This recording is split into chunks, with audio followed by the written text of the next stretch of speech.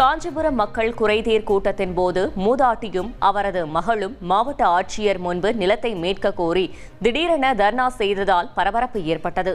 பெரும்பாக்கம் காலனியைச் சேர்ந்த முத்தம்மாள் என்ற மூதாட்டியும் அவரது மகள் வனஜா என்ற பெண்ணும் தங்களது உறவினர் வெங்கடேசன் என்பவர் தங்களுக்கே தெரியாமல் தங்களது நிலத்தை பட்டா மாற்றி விட்டதாக கண்ணீர் மல்க அழுது புலம்பினர்.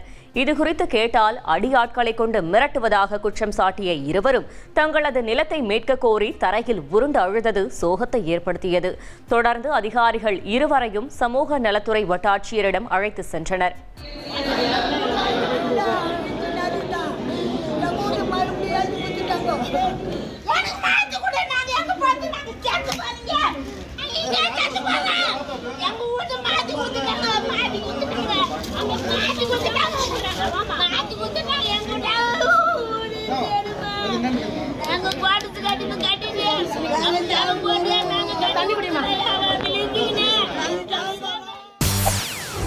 செய்திகளை உடனுக்குடன் தெரிந்து கொள்ள உடனே சப்ஸ்கிரைப் பண்ணுங்க.